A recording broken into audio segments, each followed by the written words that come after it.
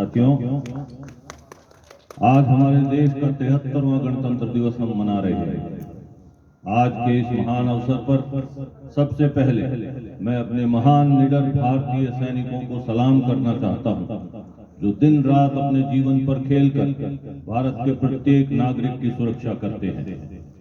साथ ही मैं आप सबका भी हार्दिक अभिनंदन करता हूं और आशा करता हूं कि आप सभी के सहयोग से आने वाला समय देश और आप सबके परिवारों के लिए मंगलकारी होगा। मुझे अपने भारतीय होने पर गर्व है। आज के दिन के महत्व को हर भारतीय को समझना बहुत ही आवश्यक है। इससे हम आने वाली पीढ़ी को भी समझा पाएंगे कि गणतंत्र दिवस का हमारे जीवन में क्या मूल्य और महत्व है। गणतंत्र शब्द बना है गण अर्थात लोग और तंत्र यानी व्यवस्था से, अर्थात जनता द्वारा शासन।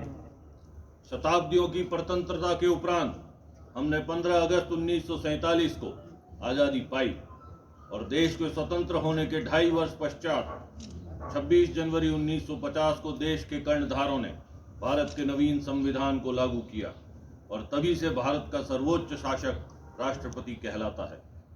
और 26 जनवरी 1950 से ही आज के दिन को हम सभी गणतंत्र दिवस के रूप में मनाते हैं।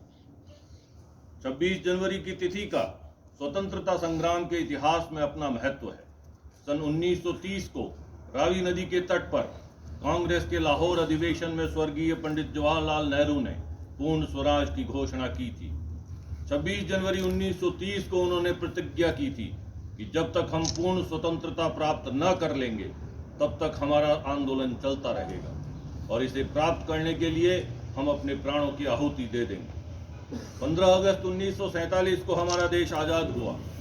26 नवंबर 1949 को संविधान सभा के 284 सदस्यों ने लिखित संविधान पर हस्ताक्षर कर इसे पारित किया, किंतु 26 जनवरी 1930 को स्मरणीय बनाने के लिए 26 जनवरी 1950 का दिन भारत के गणतंत्र की घोषणा के लिए चुना गया।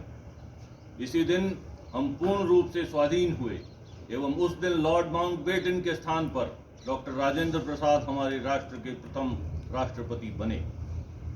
26 जनवरी 1950 को भारत का संविधान पारित हुआ। उसी दिन भारत को एक गणतंत्र देश के रूप में माना गया। गणतंत्र का अर्थ है लोगों द्वारा चलाए जाने वाला देश, यानी कि एक ऐसा देश जहां लोगों का निर्णय ही सर्वोपरि होता है। आज भारत में नेता लोगों के द्वारा ही चुनाव के माध्यम से बनाए जाते हैं, यानी कि एक ऐसा देश जो तानाशाहों से मुक्त है। भारत में स्वराज के लिए हमारे महान स्वतंत्रता सेनानियों ने अपने पूरे जीवन भर संघर्ष किया। उन्होंने अपने प्राणों का बलिदान भी दिया ताकि उनकी आने वाली पीढ़ी यानी हम कोई संघर्ष न करना पड़े और हम देश को आगे लेकर जा सकें। किंतु आज हम कहां आकर खड़े हो गए। यह बहुत ही शर्म की बात है कि आज़ादी के इतने वर्षों के बाद भी हम अपराध, भ्रष्टाचार और हिंदू मुसलमान जैसी हिंसा जैसी समस्याओं से जूझ रहे हैं। यह सभी को भलीभांति मालूम है।